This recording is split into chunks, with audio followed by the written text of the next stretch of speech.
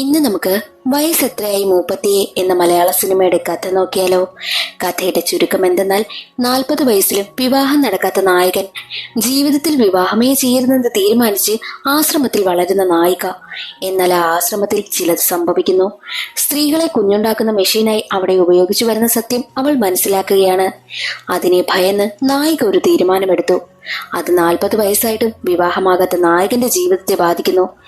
എങ്ങനെയായിരിക്കാം അവളുടെ തീരുമാനം നായകന്റെ ജീവിതത്തെ ബാധിച്ചത് എന്നൊക്കെ അറിയണ്ടേ? എങ്കിൽ നമുക്ക് വേഗം വീഡിയോയിലേക്ക് കടക്കാം. അതിനു മുൻപായിട്ട് വീഡിയോ കാണുന്ന കൂട്ടുകാർ ഒന്ന് ലൈക്ക് ചെയ്തിട്ട് കാണാൻ മറക്കരുതേ. സിനിമയുടെ തുടക്കത്തിൽ 2012 കാലഘട്ടമാണ് കാണിക്കുന്നത്. നായകനായ ബ്രിഗേഷിന് വേണ്ടിയിട്ട് വിവാഹാലോചനയൊക്കെ നടക്കുന്നു. ബ്രിഗേഷിന് ഏകദേശം 30 വയസ്സ് വരും. ഗവൺമെന്റ് ജോലിയുള്ളതിനാൽ നല്ല കാശുള്ള, കുറച്ച് സൗന്ദര്യവും ജോലിയൊക്കെയുള്ള നല്ലൊരു പെൺകുട്ടിയെ വിവാഹം കഴിക്കൂ എന്ന വാശിയാണ് ബ്രിഗേഷിന്. ബ്രിഗേഷിനാണെങ്കിലോ സഹോദരിയുടെ വിവാഹം കഴിഞ്ഞ് മാത്രമല്ലേ കല്യാണം കഴിക്കുവാനേ പറ്റൂ. അങ്ങനെ ഒരുവിധം നല്ലൊരു ആലോചന വന്ന് സഹോദരിയുടെ വിവാഹവും കഴിഞ്ഞു. എന്നാലും ബ്രിഗേഷിന് ഇതുവരെയും പെണ്ണ് സെറ്റായിട്ടില്ല. ചെന്ന് കാണുന്ന പെൺകുട്ടികളെയൊന്നും ബ്രിഗേഷിന് അത്ര ഇഷ്ടമാകുന്നതുമില്ല. അങ്ങനെ 2022 ആയി. ബ്രിഗേഷിനിപ്പോൾ 40 വയസ്സ്. ഇതുവരെയും അവന് പെണ്ണ് സെറ്റായില്ല. ഇപ്പോൾ ബ്രിഗേഷിന് ഏകദേശം കഷണ്ടിത്തലയൊക്കെ വന്നു തുടങ്ങി. എവിടെ പെണ്ണ് കാണാൻ ചെന്നാലും ബ്രിഗേഷിന്റെ പ്രായമാണ് പ്രശ്നം. മാത്രവുമല്ല, കഷണ്ടിത്തല വന്നു, അവന് കനം കുറവാണ്. അങ്ങനെയുള്ള കാരണത്താൽ മിക്ക പെൺകുട്ടികളും ബ്രിഗേഷിനെ ഒഴിവാക്കുകയാണ്. അവരുടെ നാട്ടിലെ ഒരു പാർട്ടി ബ്രാഞ്ച് സെക്രട്ടറി ഉണ്ട്, വനജ. ഈ വനജയാണ് ഏത് കുടുംബത്തിലെ എന്ത് തീരുമാനമെടുത്താലും അതിന് മുൻകൈ എടുത്തു നിൽക്കുന്നത്. ബ്രിഗേഷിന്റെ അച്ഛനാണെങ്കിൽ ബ്രിഗേഷിന് 29 വയസ്സെന്ന് കള്ളം പറഞ്ഞ് ഒരാലോചന സെറ്റാക്കി എടുത്തിരിക്കുകയാണ്. തന്റെ മകന് വേണ്ടിയിട്ട് ഒരാലോചന കൊണ്ടുവന്ന കാര്യം വനജയോട് പറയുന്നു. ആ കാര്യമാണെങ്കിൽ ബ്രിഗേഷിനെ അവന്റെ സഹോദരി വിളിച്ചിട്ട് പറയുകയാണ്. ഈ ബ്രിഗേഷിന്റെ സഹോദരി വിവാഹം കഴിഞ്ഞു പോയി 2 കുട്ടികളുണ്ടെങ്കിലും ദേ 3ാമത്തെ കുട്ടിക്ക് തയ്യാറെടുത്ത് അവരുടെ വീട്ടിൽ വന്ന് നിൽപ്പുണ്ട്. മാത്രമല്ല, ബ്രിഗേഷിനെ കാണുവാനായിട്ട് പെണ്ണ് വീട്ടുകാർ വരുന്ന കാര്യം സഹോദരി വിളിച്ച് ബ്രിഗേഷിന്റെ അടുത്തും പറഞ്ഞു. ബ്രിഗേഷിനാണെങ്കിൽ ഒരു പ്രതീക്ഷയും സന്തോഷവും ഒക്കെ ഉണ്ടായി. അങ്ങനെ പെണ്ണ് വീട്ടുകാരാണെങ്കിൽ ബ്രിഗേഷിന്റെ വീട്ടിലേക്ക് വരും. അന്നേ ദിവസം ബ്രിഗേഷിന്റെ പിറന്നാൾ കൂടിയായിരുന്നു. ബ്രിഗേഷിന് 29 വയസ്സാണെന്നാണല്ലോ പെണ്ണ് വീട്ടുകാരടുത്ത് പറഞ്ഞിരിക്കുന്നത്. പക്ഷേ അവിടെ ഒരു പ്രശ്നമുണ്ടാകുന്നു. എന്തെന്നാൽ ബ്രിഗേഷിന്റെ പിറന്നാൾ ആയതിനാൽ ബ്രിഗേഷിന്റെ അളിയനാണെങ്കിൽ ഒരു കേക്ക് കൊണ്ടുവരും. ആ കേക്കിലാണെങ്കിൽ അവന്റെ പ്രായം എഴുതിയിരുന്നു 40 വയസ്സെന്ന്. 40 വയസ്സുള്ള പയ്യനെയാണോ 29 വയസ്സെന്ന് പറഞ്ഞ് എന്റെ മകളുടെ തലയിൽ കെട്ടിവെക്കാൻ നോക്കിയത് എന്നൊക്കെ പറഞ്ഞ് ബ്രിഗേഷിന്റെ വീട്ടുകാരെ എല്ലാം ചീത്തയും വിളിച്ചുകൊണ്ടാണ് പെണ്ണ് വീട്ടുകാർ ഇറങ്ങിപ്പോകുന്നതും. ബ്രിഗേഷിനാണെങ്കിൽ ആകെ നാണക്കേട്. കാരണം അവന് ഒരു പെണ്ണ് പോലും സെറ്റ് ആവുന്നില്ല. ഗവൺമെന്റ് ജോലി ആയതിനാൽ നല്ല പെണ്ണിനെ മാത്രമേ കെട്ടൂ എന്ന വാശിയിലിരുന്ന ബ്രിഗേഷിന് ദേ ഇപ്പോൾ കഷണ്ടി തല വന്നിരിക്കുന്നു. പ്രായവും കൂടിയിരിക്കുന്നു. ഏത് പെണ്ണിനും ബ്രിഗേഷിനെ കണ്ടാലും ഇഷ്ടമാകുന്നതേയില്ല. പെണ്ണ് കണ്ട് അവനാണെങ്കിൽ വല്ലാത്തൊരു മാനസികാവസ്ഥയിലേക്ക് പോയിരിക്കുകയാണ്. ഒരിക്കൽ കൂർഗിൽ നിന്നും ബ്രിഗേഷിന്റെ കൂട്ടുകാരനാണെങ്കിൽ നാട്ടിലേക്ക് വന്നു. അവന്റെ അവസ്ഥയാണെങ്കിൽ കൂട്ടുകാരന് മനസ്സിലായിട്ടുണ്ട്. കൂട്ടുകാരൻ പറയുന്നത്, എടാ ഇവിടെ നിൽക്കാതെ നീ കൂർഗിലോട്ട് വാ, അവിടെ നല്ല പെൺകുട്ടികളുണ്ട്. അവിടെ ആർക്കും നിന്റെ പ്രായമോ നിന്റെ രൂപമോ ഒന്നും പ്രശ്നമല്ല. നല്ല പയ്യനായിരുന്ന നിനക്ക് നല്ല പെൺകുട്ടികൾ കിട്ടുമെന്നും ബ്രിഗേഷിനോട് പറഞ്ഞു. അവിടെ ഒരു ബ്രോക്കറുണ്ട്, അയാളോട് പറഞ്ഞാൽ നിനക്ക് നല്ല പെൺകുട്ടി സെറ്റ് ആകുമെന്നും കൂട്ടുകാരൻ പറഞ്ഞു. ബ്രിഗേഷിന് അത് കേട്ടതും ഒരുപാട് സന്തോഷമായി. അടുത്ത ദിവസം തന്നെ കൂട്ടുകാരനൊപ്പം കൂർഗിലേക്ക് പോകും. അങ്ങനെ ബ്രോക്കർ ആദ്യം ഒരു പെൺകുട്ടിയെ കാണിക്കുവാനായി കൊണ്ടുചെന്നു. പെണ്ണിറങ്ങി വന്നത് കണ്ടതും ബ്രിഗേഷിന്റെ കണ്ണ് തള്ളി. എന്തെന്നാൽ ആ പെൺകുട്ടിക്ക് നല്ല തടിയുണ്ടായിരുന്നു. ബ്രോക്കറിനെ രൂക്ഷമായി നോക്കി ബ്രിഗേഷ് ആണെങ്കിൽ, നീ ഇതുവരെ പെണ്ണൊന്നും കിട്ടിയില്ലല്ലോ, നീ ഇതിനെ കെട്ടിക്കോ എന്ന് പറഞ്ഞ് അവിടെ നിന്ന് ദേഷ്യപ്പെട്ട് ഇറങ്ങിപ്പോവുകയാണ് ചെയ്തത്. ആദ്യമായിട്ടാണ് ബ്രിഗേഷ് ഒരു പെൺകുട്ടിയെ വേണ്ടാന്ന് പറയുന്നത്. അതിനുശേഷം വേറെ കുറെ പെൺകുട്ടികളുടെ അടുത്തേക്ക് കൊണ്ടുപോയി. പക്ഷെ അതെല്ലാം കുഞ്ഞു പെൺകുട്ടികളായിരുന്നു. നീ എന്താ വിചാരിക്കുന്നത്, എന്നെ വല്ല പോക്സോ കേസിലും കൊടുക്കാന്നാണോ? ഞങ്ങളുടെ നാട്ടിലെ വനജ എന്ന് പറഞ്ഞ ചേച്ചിയുണ്ട്. ഇത് വല്ലതും അറിഞ്ഞാൽ ചേച്ചി എന്നെ കൊല്ലുമെന്നാണ് ബ്രിഗേഷ് പറയുന്നത്. അതിനുശേഷം പിന്നീട് പോകുന്നത് ശ്വേത എന്നൊരു പെൺകുട്ടിയുടെ വീട്ടിലേക്കാണ്. അവൾക്കിപ്പോൾ 20 വയസ്സുണ്ട്. ശ്വേതയെ കണ്ടതും ബ്രിഗേഷിന് ഒരുപാട് ഇഷ്ടമായി. ശ്വേതയ്ക്കും ബ്രിഗേഷിനെ ഇഷ്ടമായി. ശ്വേതയ്ക്ക് ബ്രിഗേഷിനോട് സംസാരിക്കണമെന്നും അവൾ ആവശ്യപ്പെടുന്നു. അവൾ മറ്റൊരു ഭാഷയായതിനാൽ ഒരു ട്രാൻസ്ലേറ്ററിനെ വെച്ചുകൊണ്ടാണ് ഈ ബ്രിഗേഷ് സംസാരിക്കുന്നതും. എത്ര വയസ്സായെന്ന് ശ്വേത ചോദിക്കുമ്പോൾ 29 വയസ്സായെന്ന് ബ്രിഗേഷ് അങ്ങ് കള്ളം പറഞ്ഞു. അങ്ങനെ ശ്വേതയാണെങ്കിൽ കല്യാണത്തിനും ഓക്കെയായി. ബ്രിഗേഷിന് ഒരുപാട് സന്തോഷമായി. വീട്ടിൽ പോയി നിശ്ചയത്തിനുള്ള ഒരുക്കങ്ങളെല്ലാം നടത്താമെന്ന് പറഞ്ഞാണ് ബ്രിഗേഷ് അവിടെ നിന്ന് പോകുന്നത്. തനിക്ക് പെണ്ണ് കിട്ടുന്നതിന്റെ സന്തോഷത്തിലാണ് ബ്രിഗേഷ്. വീട്ടിലെത്തി എല്ലാ ഒരുക്കങ്ങളും നടത്തി. ശ്വേതയാണെങ്കിൽ അവനെ വീഡിയോ കോൾ ഒക്കെ വിളിക്കുന്നുണ്ട്. നിശ്ചയ ദിവസം പെൺകുട്ടി ഒഴിച്ച് പെൺകുട്ടിയുടെ വീട്ടുകാരെല്ലാവരും എത്തി. ശ്വേത അപ്പോഴും വീഡിയോ കോളാണ് വിളിക്കുന്നത്. അവരുടെ നാട്ടിലെ ചടങ്ങ് അങ്ങനെയായിരിക്കാം. വീഡിയോ കോൾ വിളിച്ചിട്ട് ബ്രിഗേഷിനോട് സംസാരിക്കുന്നു. ചടങ്ങുകളൊക്കെ ആവാറായ സമയത്ത് ബ്രിഗേഷ് ആണെങ്കിൽ ശ്വേത വീഡിയോ കോൾ വിളിച്ചത് അമ്മയെ കാണിക്കുന്നു. എന്നാൽ അമ്മ ഉടനെ ശ്വേതയെ കണ്ടതും ഈ ഒരു വിവാഹം നമുക്ക് വേണ്ട എന്ന് തന്നെ പറയുന്നു. കാരണം എന്തെന്ന് തിരക്കിയപ്പോൾ ഇവളുടെ ഡ്രസ്സ് കണ്ടില്ലേ, കുഞ്ഞു ഡ്രസ്സുകള്. ഇങ്ങനെയുള്ള പെണ്ണ് ഉറപ്പായിട്ടും നമ്മുടെ കുടുംബത്തിന് ചേരില്ല. അതുകൊണ്ട് ഈ ഒരു വിവാഹമേ വേണ്ട എന്ന് അമ്മ ബഹളം വയ്ക്കുന്നു. അത് ശ്വേതയുടെ വീട്ടുകാർ കേൾക്കും. അങ്ങനെ ആകെ പ്രശ്നമായി. ഈ ഒരു വിവാഹമേ വേണ്ട, നിശ്ചയമേ വേണ്ട എന്ന് ഉപേക്ഷിച്ച് വീട്ടുകാരെല്ലാവരും തിരികെ പോയി. അങ്ങനെ വീണ്ടും നമ്മുടെ ബ്രിഗേഷിന്റെ കല്യാണം മുടങ്ങിയിരിക്കുകയാണ്. ബ്രിഗേഷ് അമ്മയുടെ അടുത്ത് ചെന്നിട്ട് 10 വർഷം കാത്തിരുന്നിട്ടാ എനിക്കിതേ ഈ ഒരു വിവാഹം സെറ്റായത്. അതും അവൾക്കും എന്നെ ഇഷ്ടമായെന്ന് പറഞ്ഞു. നിങ്ങൾ കാരണം ആ ഒരു വിവാഹമേ മുടങ്ങിയെന്ന് പറഞ്ഞിട്ട് അവൻ അമ്മയോട് ഒരുപാട് ദേഷ്യപ്പെടുന്നു. അപ്പോഴും അമ്മ ശ്വേതയെ വേണ്ട എന്ന വാശിയിൽ തന്നെ നിൽക്കുകയാണ്. ശ്വേത ഇട്ടുന്ന ഡ്രസ്സായിരുന്നു അമ്മയ്ക്ക് പ്രശ്നം. എന്നിട്ടിപ്പോൾ മകന്റെ അവസ്ഥയാ, പെണ്ണ് പോലും കിട്ടാതെ 40 വയസ്സിലും ഇങ്ങനെ നിൽക്കുന്നു. ആ ഒരു സങ്കടത്തിൽ ബ്രിഗേഷ് ആണെങ്കിൽ തന്റെ അളിയനൊപ്പം ഇരുന്ന് മദ്യപിച്ചൊക്കെ ഇരിക്കുകയാണ്. കൂട്ടുകാരനുമുണ്ട്. എന്ത് ചെയ്യുമെന്നറിയാത്ത അവസ്ഥ. പെണ്ണ് പോലും സെറ്റാകുന്നില്ല. ഇത്രയും പ്രശ്നങ്ങൾ ഉണ്ടായിട്ടും പെണ്ണ് കിട്ടാതായിട്ട് പോലും തന്റെ മനസ്സിലെ പ്രതീക്ഷ കൈവിടുവാനായിട്ട് ബ്രിഗേഷ് തയ്യാറായില്ല. ബ്രിഗേഷ് തന്റെ കൂട്ടുകാരോടും അളിയനോടും പറയും, ഞാൻ 10ാം ക്ലാസ്സിൽ പഠിച്ചിരുന്ന സമയത്ത് ഒരു പെൺകുട്ടിയുമായി പ്രണയത്തിലായിരുന്നു. അവളുടെ പേര് സുലു. അവൾക്കും 40 വയസ്സ്, എനിക്കും 40 വയസ്സ്. ഇത്രയും വയസ്സായിട്ടും അവൾ വിവാഹം കഴിച്ചിട്ടില്ല. അവൾ അവളുടെ 5 സഹോദരിമാർക്ക് വേണ്ടിയിട്ടാണ് ജീവിക്കുന്നത്. അവൾ അവളുടെ 5 സഹോദരിമാരെയും പഠിപ്പിച്ച് അവരെയൊക്കെ വിവാഹം കഴിപ്പിച്ചു വിട്ട് നല്ല നിലയിലാണ് ജീവിക്കുന്നത്. അവൾ ഇതുവരെയും വിവാഹം കഴിച്ചില്ലല്ലോ, എനിക്കൊരു ചാൻസ് ഉണ്ടെങ്കിലോ എന്ന് ബ്രിഗേഷ് ചിന്തിച്ചു. അടുത്ത ദിവസം അളിയനെയും കൂട്ടി സുലുവിന്റെ വീടിന്റെ പരിസരത്ത് പോയി നിന്ന് നോക്കുമ്പോൾ സുലുവാണെങ്കിൽ തന്റെ വീട്ടിൽ നിന്നും ജോലിക്ക് പോകുവാനായിട്ട് ഇറങ്ങുകയാണ്. സുലുവിനെ കണ്ടതും ബ്രിഗേഷിന്റെ മനസ്സിലാണെങ്കിൽ ആ ഒരു പഴയ പ്രണയം വീണ്ടും മുട്ടിടും. സുലുവിനടുത്തേക്ക് ചെന്ന് ബ്രിഗേഷ് കാര്യം അവതരിപ്പിക്കുന്നു. എന്നാൽ സുലു പറയുന്നത് തനിക്കിനി വിവാഹത്തിനൊന്നും താല്പര്യമില്ല എന്നായിരുന്നു. എന്നാലും ബ്രിഗേഷ് അവളെ വെറുതെ വിടുവാനൊന്നും തീരുമാനിച്ചില്ല. പിറകെ നടന്ന് അവളെ പ്രണയിച്ച് വളച്ചെടുക്കുവാനായിട്ടാണ് ബ്രിഗേഷിന്റെ ശ്രമം. എന്നാൽ ഒരിക്കൽ സുലു പറയുന്നുണ്ട്, എനിക്കിതൊക്കെ ആകെ നാണക്കേടാ, എനിക്കിനി വിവാഹം കഴിക്കാനും താല്പര്യമില്ല, പ്രായമൊക്കെ ഇത്രയായി. പിന്നെ നീ എന്റെ പിറകെ നടക്കുന്നത് എന്റെ സഹോദരിമാരാരെങ്കിലും കണ്ടാൽ അതെനിക്ക് നാണക്കേടാ, ഞാൻ അവരുടെ മുഖത്തൊക്കെ എങ്ങനെ നോക്കും, അതുകൊണ്ട് എനിക്കിതിന് താല്പര്യമില്ല എന്ന് തന്നെ സുലു അവനോട് പറയുന്നു. എന്നാലും ബ്രിഗേഷ് വിടുവാനായിട്ടും കൂട്ടാക്കിയില്ല. അവരുടെ നാട്ടിൽ ബസ്സൊന്നുമില്ലാത്തതിനാൽ എല്ലാവരും ജീപ്പിലാണ് സിറ്റിയിലേക്ക് പോകുന്നത്. സുലുവും ജീപ്പിൽ കയറി. സ്ത്രീകളെല്ലാവരും സീറ്റിലിരിക്കുന്ന സമയത്ത് പുരുഷന്മാരെല്ലാവരും വണ്ടിയുടെ പിറകിലെ കമ്പിയിലാണെങ്കിൽ പിടിച്ചു തൂങ്ങി നിൽക്കുകയാണ് ചെയ്യുന്നത്. അങ്ങനെ വണ്ടി മുന്നോട്ട് പോകുന്ന സമയത്ത് ഈ ബ്രിഗേഷിന് അടുത്ത് നിന്ന ഒരു പയ്യനാണെങ്കിൽ സുലുവിന്റെ ദേഹത്ത് വല്ലാതെ ഉരസുന്നു. എന്നാൽ ഈ സുലു കരുതിയത് ബ്രിഗേഷാണ് അങ്ങനെ ചെയ്യുന്നതെന്നാണ്. വണ്ടി നിർത്താൻ പറഞ്ഞിട്ട് പുറത്തിറങ്ങിയ സുലു ആണെങ്കിൽ എല്ലാവരുടെ മുന്നിൽ വെച്ച് ബ്രിഗേഷിനെ തല്ലി. നാട്ടുകാരും നീ പെണ്ണുങ്ങളെ ശല്യം ചെയ്യുന്നോടാ എന്ന് ചോദിച്ച് ബ്രിഗേഷിനെ തല്ലി. ഞാനല്ല എന്ന് പറഞ്ഞിട്ട് പോലും ആരും വിശ്വസിക്കുവാനായും കൂട്ടാക്കിയില്ല. സുലു പോലും അവനെ വിശ്വസിച്ചില്ല. അവന്റെ ജീവിതത്തിൽ ആദ്യമായിട്ടാണ് ഇങ്ങനെയൊരു നാണക്കേട് അവൻ നേരിടുന്നതും. അവന് ആകെ അപമാനമായി എല്ലാവരുടെയും മുന്നിൽ. ആ ഒരു വിഷമത്തിൽ അവൻ കുടിച്ചു ബോധമില്ലാതെ അളിയനൊപ്പം വീട്ടിലേക്ക് വന്നു. എല്ലാവരും ഉറങ്ങിക്കഴിഞ്ഞ സമയം നോക്കി അവനാണെങ്കിൽ ആ ഒരു അപമാനം താങ്ങാനാകാതെ എലിവിഷം കഴിച്ചു. എന്നാലും അവന്റെ മനസ്സിൽ ജീവിക്കണമെന്നൊരു ആഗ്രഹമുണ്ട്. പെട്ടെന്നൊരു പേടിയുണ്ടായ ബ്രിഗേഷ് ആണെങ്കിൽ ഉടനെ തന്നെ കൂട്ടുകാരനടുത്ത് പോയിട്ട് ഞാൻ എലിവിഷം കഴിച്ചു, എന്നെ എത്രയും വേഗം രക്ഷിക്കണമെന്നും പറഞ്ഞു. കൂട്ടുകാരൻ അവനെ ഒരുപാട് വഴക്ക് പറഞ്ഞിട്ട് ഹോസ്പിറ്റലിലേക്കും കൂട്ടിക്കൊണ്ടുപോയി. അങ്ങനെ അവൻ ഹോസ്പിറ്റലിൽ കിടക്കുന്ന സമയം എല്ലാവരും അവനെ കാണുവാനായും എത്തുന്നുണ്ട്. ബ്രിഗേഷിന്റെ മാനസികാവസ്ഥയാണെങ്കിൽ വീട്ടുകാർക്ക് എല്ലാവർക്കും മനസ്സിലായി. ബ്രിഗേഷിന്റെ അവസ്ഥ അവന്റെ വീട്ടുകാരാണെങ്കിൽ ഡോക്ടറോട് പറഞ്ഞു.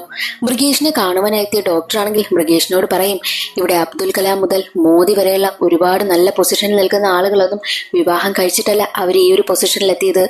അവർ വിവാഹം കഴിച്ചില്ലല്ലോ, എന്നിട്ടവർ എവിടെയെല്ലാം കറങ്ങാൻ പോയി, ഏതെല്ലാം നാട് കണ്ടിരിക്കുന്നു.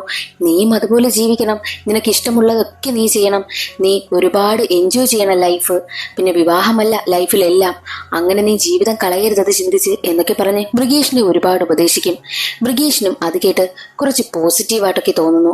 അങ്ങനെ ബ്രിഗേഷ് ആണെങ്കിൽ തന്റെ കൂട്ടുകാർക്കൊപ്പം തമിഴ്നാട്ടിലുള്ള ഒരു ആശ്രമത്തിലേക്ക് പെയിന്റ് അടിക്കുവാനായും പോയി. 2 ദിവസം ആശ്രമത്തിൽ താമസിച്ച് പെയിന്റ് അടിയൊക്കെ കഴിഞ്ഞ് അവർ നാട്ടിലേക്ക് തിരിക്കുകയാണ്. അന്ന് ആ ഒരു എലിവിഷൻ കഴിച്ചതിന് ശേഷമാണെങ്കിൽ ഇടയ്ക്കിടയ്ക്ക് നമ്മുടെ ബ്രിഗേഷിനാണെങ്കിൽ വയറുവേദന വരാറുണ്ട്. വീട്ടിലേക്ക് വരുന്ന സമയത്തും അവന് നന്നായിട്ട് വയറുവേദനിക്കുന്നുണ്ട്. അങ്ങനെ വീട്ടിലെത്തി അന്നേ ദിവസം രാത്രിയാണെങ്കിൽ ബ്രിഗേഷിന്റെ അളിയന്റെ ഫോണിലേക്ക് ഒരു കോൾ വരും. നിങ്ങളുടെ ഒരു ഫോൺ ഉണ്ടല്ലോ, അതിവിടെ കിടന്ന് കിട്ടിയതാ, ആരാ ഇതിന്റെ ഓണർ എന്നൊക്കെ ചോദിക്കുന്നുണ്ട്. അപ്പോൾ അളിയനാണെങ്കിൽ ഉടനെ തന്നെ ഫോൺ ബ്രിഗേഷിന്റെ കൈവശം കൊടുക്കും. നിങ്ങളുടെ ഫോണാണോ ഇത്? ഇവിടെ നിന്ന് കിട്ടിയതാ, ആശ്രമത്തിലേക്ക് വന്നാൽ ഫോൺ തരാമെന്നും പറഞ്ഞു. അങ്ങനെ ബ്രിഗേഷ് നോക്കുന്ന സമയത്ത് അവന്റെ ഫോൺ തന്നെയാണ് മിസ്സായിരിക്കുന്നതും. ഉടനെ തന്നെ ഞാൻ അവിടേക്ക് വരാമെന്ന് പറഞ്ഞ് രാത്രിക്ക് രാത്രി ആശ്രമത്തിലേക്ക് പുറപ്പെടുന്നു. ആശ്രമത്തിന് മുന്നിലെത്തി ഫോണിന് വേണ്ടി കാത്തു നിൽക്കുകയാണ് ബ്രിഗേഷ്. അപ്പോൾ ഫോണുമായി ആ പെൺകുട്ടി വരും. അവളുടെ പേരാണ് സുമംഗല. എന്നാൽ വരുന്ന സുമംഗലയുടെ കയ്യിലാണെങ്കിൽ ഒരു ബാഗും ഉണ്ടായിരുന്നു. ഫോൺ എവിടെയെന്ന് ബ്രിഗേഷ് ചോദിക്കുമ്പോൾ അവൾ പറയുന്നത് ഫോൺ തരാം, ഫോൺ തരണമെങ്കിൽ എന്നെ ഇവിടെ നിന്നൊന്ന് മാറ്റണം, എങ്കിൽ മാത്രമേ ഫോൺ തരുമെന്ന് പറയും. അത് കേട്ട ബ്രിഗേഷ് ആണെങ്കിൽ ഓഹോ, അപ്പോൾ എനിക്കിട്ട് പണി തരുമായിരുന്നോ? ആശ്രമത്തിൽ എന്തെങ്കിലും പ്രശ്നമുണ്ടാക്കി ചാടിപ്പോകുന്ന നീ എന്നോടൊപ്പം വന്നാൽ ഇനി അത് എനിക്ക് പണിയാകത്തില്ലേ? നീ എന്റെ ഫോൺ എടുത്തേ, എനിക്ക് പോകണമെന്ന് പറയുന്നു. എന്നാൽ അവളാണെങ്കിൽ ഒരുപാട് കെഞ്ചും. പക്ഷെ ബ്രിഗേഷ് അതൊന്നും കേൾക്കാൻ കൂട്ടാക്കാതെ അവന്റെ ഫോണും വാങ്ങി ബൈക്കും എടുത്തു പോകും. ബൈക്കും എടുത്ത് പോകുന്ന സമയം ബ്രിഗേഷിന്റെ മനസ്സിൽ ഒരുപാട് ചിന്തകൾ വന്നുകൊണ്ടേയിരുന്നു. അവൻ അവസാനമായിട്ട് ആ പെൺകുട്ടിയെ കണ്ണാടി വഴി നോക്കുമ്പോൾ അവളെ കണ്ടിട്ട് അവന് പാവം തോന്നും. അപ്പോൾ അവന്റെ മനസ്സിൽ കുറെ ചിന്തകൾ വരികയാണ്. എന്തെന്നാൽ വിവാഹം നടക്കാത്തതിന്റെ പേരിൽ നാട്ടുകാരും ബന്ധുക്കളും എല്ലാം അവനെ കളിയാക്കിയതും കുറ്റം പറഞ്ഞതും അപമാനിച്ചതും എല്ലാം അവന് ഓർമ്മ വന്നു. ഇത്രയും നാള് അവന് പെണ്ണ് കിട്ടിയില്ലല്ലോ. ദേ, ഒരു പെണ്ണ് അവനെ തിരികെ അവനടുത്തേക്ക് വന്നിരിക്കുന്നു. അവളെ വിട്ടു കളയണ്ട, എന്തായാലും അവളെ കൂട്ടിക്കൊണ്ടു പോകുവാനായിട്ട് ബ്രിഗേഷ് തീരുമാനിച്ച് അവളെയും കൂട്ടി തന്റെ നാട്ടിലേക്ക് വരുന്നു. വരുന്ന വഴിയിലെല്ലാം അവൾ പറയുന്നുണ്ട്, ഇനിയൊരു 14 ദിവസം കൂടെ കഴിഞ്ഞാൽ പൊങ്കലാണ്, അതുവരെ കുറച്ച് ദിവസത്തേക്ക് എന്നെ നിങ്ങളുടെ വീട്ടിലൊന്ന് നിർത്താമോ എന്നാണ് അവൾ ചോദിക്കുന്നത്. അതനുസരിച്ച് ബ്രിഗേഷ് ആണെങ്കിൽ അവന്റെ വീട്ടിലേക്ക് സുമംഗലയെ കൊണ്ടുവരും. സുമംഗലയെ കണ്ട വീട്ടുകാർ കരുതിയത് തമിഴ്നാട്ടിൽ നിന്നും അവനൊരു പെണ്ണിനെ പ്രണയിച്ച് വിളിച്ചുകൊണ്ട് വരുന്നതാണെന്നാണ്. അതുകണ്ട് സന്തോഷമായ അമ്മയും സഹോദരിയും നിലവിളക്കൊക്കെ എടുത്ത് അവളെ വീട്ടിലേക്ക് കയറ്റി. അവളാണെങ്കിൽ മനസ്സിൽ കരുതുന്നത് എന്തായാലും ഒരു 10-14 ദിവസം ഇവിടെ നിന്നേ പറ്റൂ, അതുവരെ ഇവിടെ നടക്കുന്ന കാര്യങ്ങളെല്ലാം എങ്ങനെയെങ്കിലും അഡ്ജസ്റ്റ് ചെയ്യണമെന്നും അവൾ തീരുമാനിച്ചു.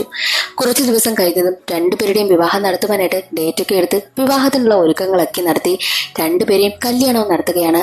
അപ്പോഴെല്ലാം സുമംഗലയുടെ മനസ്സിൽ ഇവർ നടത്തുന്ന എന്തിനും നിന്നു കൊടുക്കണം, അവൾ ആരാണെന്നും അവൾക്ക് എന്തൊക്കെ സംഭവിച്ചിട്ടുണ്ടെന്നും ആശ്രമം എന്ന പേരിൽ അവിടെ നടക്കുന്ന നീച പ്രവൃത്തികളെല്ലാം പുറത്തു വരാതിരിക്കാനും വേണ്ടിയിട്ടാണ് അവൾ ഇതെല്ലാം അഡ്ജസ്റ്റ് ചെയ്യുവാനായിട്ടും തീരുമാനിച്ചത്. അങ്ങനെ രണ്ടുപേരുടെയും വിവാഹവും കഴിഞ്ഞു. അങ്ങനെ ഇവരുടെ ആദ്യ രാത്രി എത്തി. റൂമിലെത്തിയ സുമംഗലയോട് ബ്രിഗേഷ് പറയുന്നത്, ക്ഷമിക്കണം, എനിക്കിവരോട് ഒന്നും മറുത്ത് പറയുവാൻ പറ്റാത്തത് കൊണ്ടാണ് എന്ന് പറയുമ്പോൾ സുമംഗല പറയുന്നത്, ആദ്യമേ എനിക്കിവിടെ വന്നപ്പോഴേ എനിക്ക് മനസ്സിലായി ഇങ്ങനെയൊക്കെ സംഭവിക്കുമെന്ന്. പിന്നെ സാരമില്ല, ഒരു 14 ദിവസം നിന്നല്ലോ, ഞാനതൊക്കെ മാനേജ് ചെയ്തോളാമെന്നും സുമംഗല പറയുന്നു. എന്നിട്ട് സുമംഗലയാണെങ്കിൽ താഴെ കിടക്കുവാനായി പോകും. അപ്പോൾ ബ്രിഗേഷ് പറയുന്നത്, വേണ്ട, ഞാൻ താഴെ കിടക്കാം, നീ കട്ടിലിൽ കിടന്നോ എന്ന് പറയും. ഉടനെ തന്നെ സുമംഗലയാണെങ്കിൽ തന്റെ കഴുത്തിൽ കിടന്ന ആ ഒരു താലിയുണ്ടല്ലോ, താലിമാല, അതെല്ലാം മൂടി ബാഗിലിട്ടിട്ടാണ് കിടക്കുന്നതും. അടുത്ത ദിവസം രാവിലെ വെളുപ്പിനെ ഉറക്കമുണർന്ന സുമംഗലയാണെങ്കിൽ കുളിച്ച് വെള്ള സാരിയൊക്കെ ഉടുത്ത് കട്ടിലിരുന്ന് എന്തോ മന്ത്രങ്ങളൊക്കെ ജപിക്കുകയാണ്. അതും പതുക്കെയല്ല ജപിക്കുന്നത്, വളരെ ഉച്ചത്തിലാണ് ജപിക്കുന്നത്.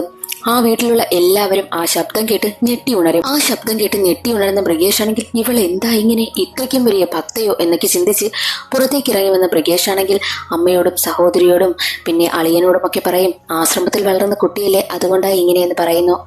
അപ്പോൾ അവർ പറയുന്നത്, അവൾ എന്തോ ചെയ്യട്ടെ, ശബ്ദം കുറച്ച് ചെയ്താൽ മതി, ഇത്രയും ഉറക്കെയൊന്നും പറയരുത് എന്നൊക്കെ വീട്ടുകാർ പറയുന്നതിനനുസരിച്ച് റൂമിൽ കയറി ആ ഒരു കഥകാണെങ്കിൽ ലോക്ക് ചെയ്യുകയാണ് ബ്രിഗേഷ്. എന്നാലും ശബ്ദം പുറത്ത് കേട്ടുകൊണ്ടേയിരിക്കും.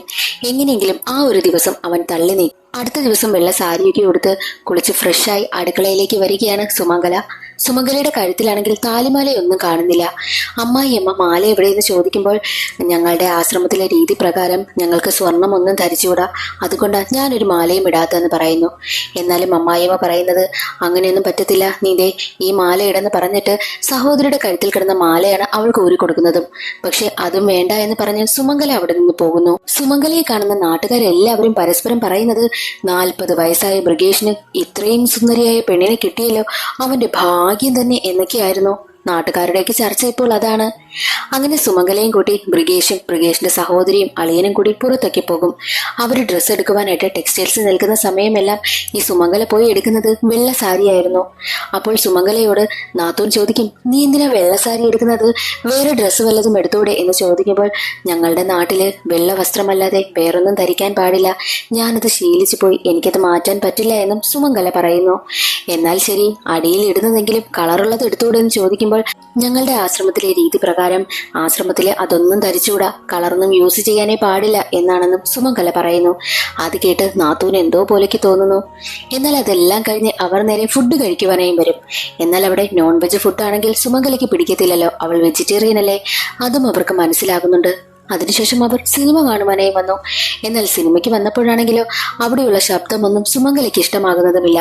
അതെല്ലാം കണ്ട് ദേഷ്യം വന്ന ബ്രിഗേഷിന്റെ സഹോദരിയാണെങ്കിൽ അളിയനോട്, ഇവൾ എന്ത് സ്വഭാവമായത്, ഇവൾ നല്ല ഡ്രസ്സ് ധരിക്കത്തില്ല, ഇവൾക്ക് ശബ്ദം പിടിക്കത്തില്ല, ഇതൊന്നും എനിക്ക് അഡ്ജസ്റ്റ് ചെയ്യുവാനൊന്നും പറ്റുന്നില്ല, എന്നിട്ടും ചേട്ടൻ എങ്ങനെ ഇവളെ ഇഷ്ടമായി എന്നൊക്കെ തന്റെ ഭർത്താവിനോട് പറയുന്നു.